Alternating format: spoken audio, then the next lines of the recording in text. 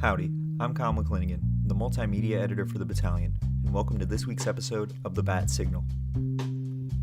A firestorm of confusion and outrage spread across social media last Friday following the university administration's order that the Battalion would stop its weekly print edition immediately, and either join the university through the Department of Journalism or remain a student organization and lose access to its resources, with just 24 hours to decide. Given that this story is ongoing and concerns not only us here at the Battalion, but Aggieland as a whole, we have decided to dedicate this week's episode of the podcast to covering what this means for the Battalion and how it plays into the greater narrative of the current campus-wide reorganization plans. Before we dive into the events of last week, I'd like to first give some brief background on the history of the Battalion and its relationship with the university. Since 1893, the Battalion has existed in print, either monthly, weekly, or daily, the only exception being a brief pause during World War I.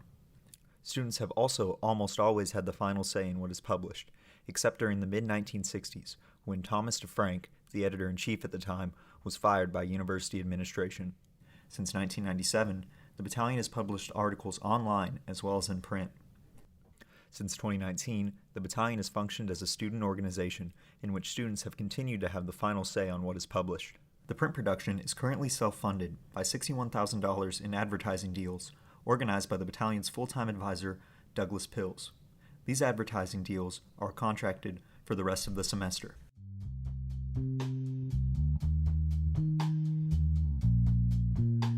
Here to provide more insight is the Battalion's news editor, Michaela Rush. Thanks for joining us. Yeah, thank you for having me. So I'm sure, much like me, you've also been getting a lot of calls and texts from family and friends asking what's happening. So I guess I wanted to also ask, what happened? Yeah, so a lot has unfolded in the past week here in regards to the Battalion and our role on campus. But just to give the shortest summary I can give, on February 10th, that it was last Thursday, two members of the administration met with our head student leadership here and essentially said that our edition that had come out just that morning would be our last print edition, and they were given an ultimatum, which was either to remain a student organization, how we're currently classified, or to join the new Department of Journalism, and we were given 24 hours to decide. The next day, we managed to secure a meeting with President M. Catherine Banks and got to talk to her firsthand about this concern and the quick turnaround and lack of communication regarding the issue. And shortly following that, we made it public. We published our story, and within just a couple hours, it was everywhere, not only via retweets and likes and responses, but also on multiple major news outlets. Of course, we made local news like KBTX and the Eagle, but it even got to the extent that we were being covered by the Texas Tribune and the Houston Chronicle. So it was a lot of information very, very quickly. No, yeah, definitely. And I believe you said at the beginning, the Battalion was given the option to either stay a student organization or join the yet created School of Journalism. But what were some of the, I guess, not downsides, but stipulations the Battalion had decided to stay a student organization? Yeah, so during the meeting that occurred on Thursday with the two administrators and the Battalion leadership, essentially the stipulations of this were we could remain a student org, but without the guarantee that we would retain our office on campus, as well as our advisor, which is a really pivotal part of what we do. Douglas Pills is our advisor. Not only is he just a phenomenal leader, but he also has just incredible experience in the field of journalism. But essentially, we were told that if we remained a student organization, he would be reassigned. And then in terms of joining the Department of Journalism, which is also referred to as the School of Journalism in the MGT report, the terms are used interchangeably. With that, we don't have any guarantee of how much control we have over the content. So currently, the Battalion is a completely independent student-run paper. So everything that's put in the paper is decided on by students. But a concern of ours is setting appropriate boundaries if we do choose to become part of the university in any way. Okay, yeah. And what could this mean for the Battalion going into the future? It could mean a lot of things. It could mean we continue to be a student organization who has office space on campus. It could mean we're, a community paper. It could mean we're part of the Department of Journalism. Really, there is a lot of unknowns going to the future, but thankfully, through the support the battalion has received from outside sources, we've been able to take our time thinking about these different options, so that's been good. And this past Monday, the 14th, President Banks decided to add 2 members of the battalion, myself and our editor-in-chief, Miranda Campagnella, as well as our advisor, Douglas Pills, to the working group for the Department of Journalism. Essentially, this is a group of people who are related to journalism and A&M administration who will be making all the different proposals and kind of creating the vision for what the Department of Journalism will look like. Okay, great. And so what do the next steps for the battalion look like right now?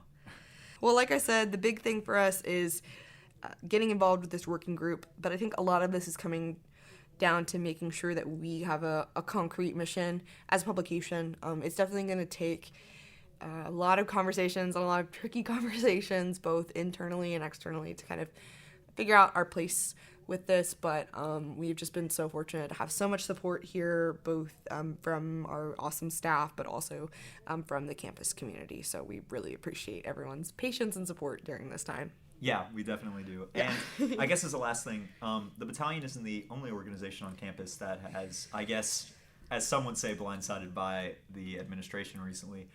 So could you go into a little bit about what other organizations on campus have had to deal with similar situations?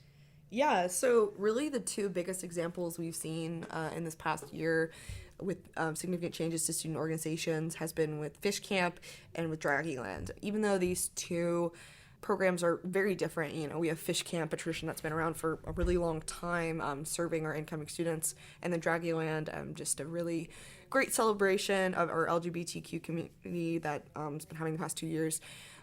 Both have come under more administrative oversight is probably the best way to put it. So the big changes with that are Draggaion was originally hosted by Memorial Student Center Town Hall, or MSC Town Hall, and this year the students on Town Hall were told that they were not allowed to host the event. This then led to many of the queer organizations on campus getting together and hosting an alternate event that is the same nature of the original Draggingland.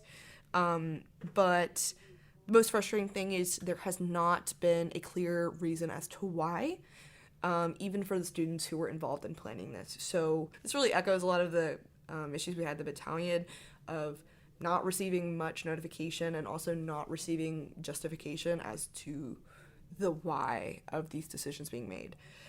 With Fish Camp, the biggest change that was made was the core values. So originally, Fish Camp had its own set of core values that were developed by Fish Camp, but recently they were changed via the university administration to match the university core values of that RELIS acronym. While the RELIS acronym is phenomenal and a really great representation of what's important here on campus, it's not the exact same as Fish Camp, because even though Fish Camp is a part of our university culture and traditions, they're not one and the same. So there's just been a lot going on with a lot of different organizations in terms of changes and just a lot of questions from students as to why is this happening. Yeah, definitely. And just for clarification, Fish Camp is also an independent student-led organization, correct? That currently has no ties to the university. Yeah, so even though Fish Camp is definitely really supported by the university in a lot of ways in terms of them promoting it and encouraging incoming students to go, it is still its own group on campus. Really, for many years, Fish Camp has been primarily led by students who choose to become counselors. So Fish Camp being asked to make these changes by the university is kind of unprecedented. So it's definitely been interesting to see how this all shakes out, especially because it seems not everyone's on the same page. Yeah, definitely. So we'll definitely be, I guess, keeping everyone updated over the next month, several months, maybe a year, but we'll see. Yeah. So thank you so much for coming in and giving us an update on everything. No problem. Thank you for having me.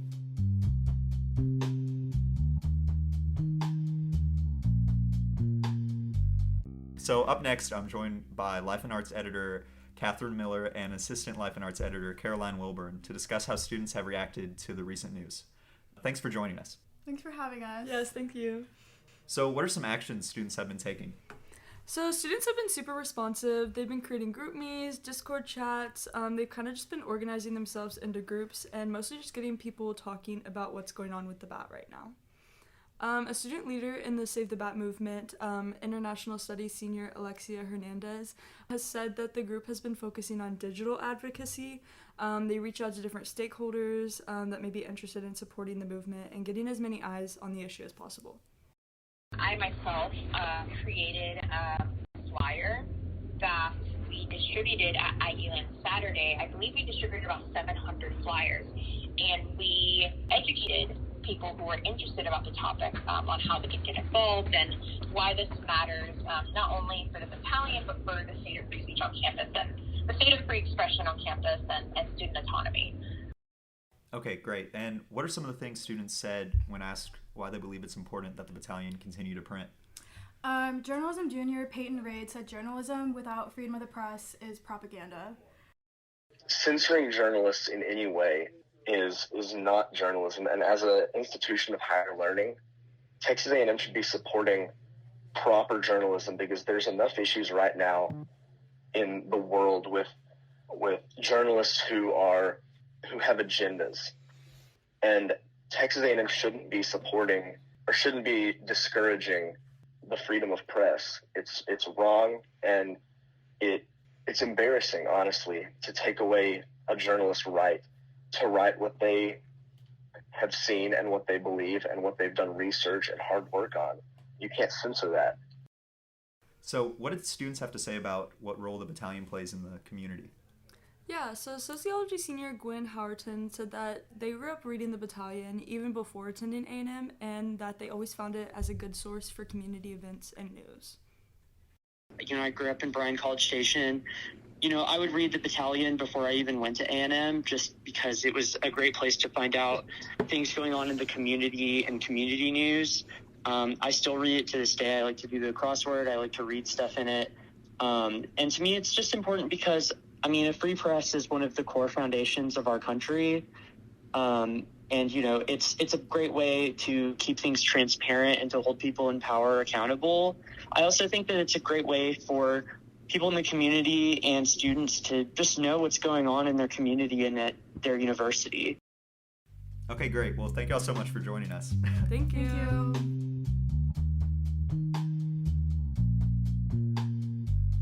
For our final segment, I'm joined by the battalion's opinion writer, Nathan Varnell, to discuss our editorial on why the battalion will continue to fight for its right to print the news independently from the university's oversight. The battalion is a tradition. We have printed on this campus for 129 years. That's longer than the Aggies have gathered to trash talk the visiting football team at Midnight Yell. From silver taps to historic 41 to 38 upsets and everything in between, the battalion reports on and physically documents A&M's history.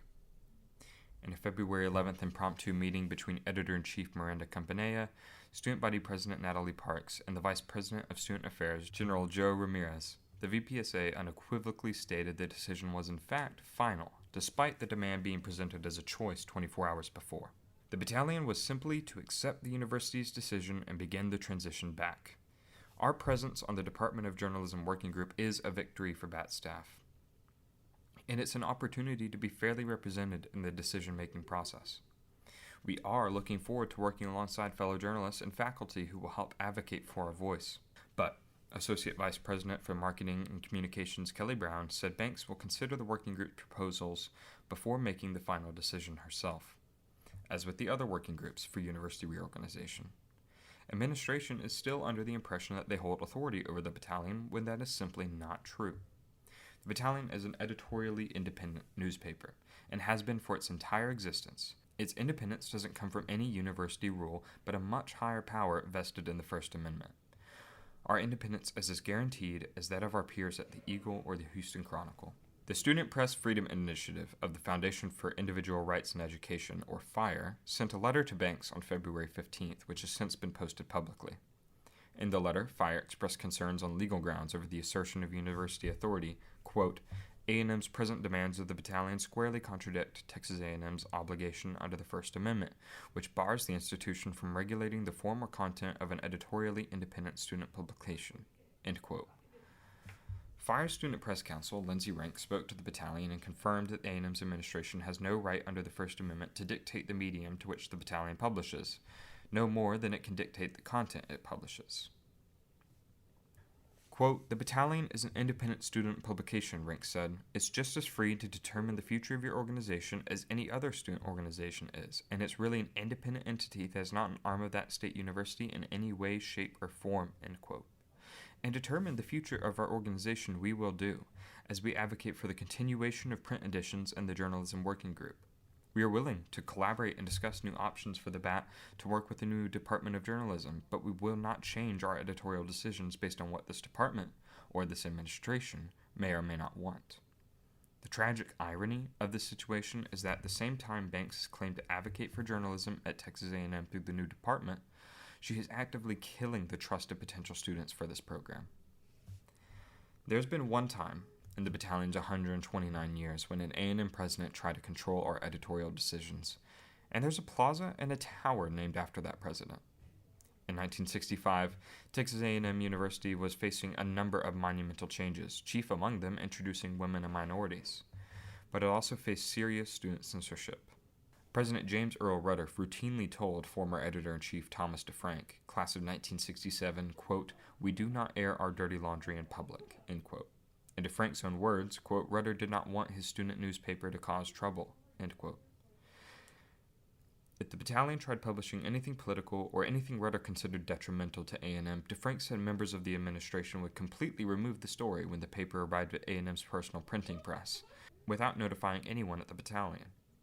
In September of 1966, DeFrank said Rudder's administration suddenly changed the BAT's masthead, where the title sits, to read, quote, Publisher Texas A&M, above any student editor's names, seizing the seat of true editorial control for the administration above student journalists. Administrators told DeFrank the battalion was not allowed to publish anything in regard to the masthead changing. However, when a reporter from the Associated Press's Dallas office called the BAT to ask why the masthead had been changed, DeFrank replied, well, none of us feel like we're really a newspaper anymore. Thomas DeFrank was fired outright by the university as editor-in-chief of the battalion on September 30th, 1966. Quote, Rudder felt like the student newspaper should be a chronicle of the good things happening around the university. He thought it should be a public relations adjunct, DeFrank said. The independent student voice of Texas A&M is not a public relations adjunct of anyone. We print the news, the good, the bad, and the ugly. Anyone who has any concerns over that can take it up with the First Amendment of the United States Constitution.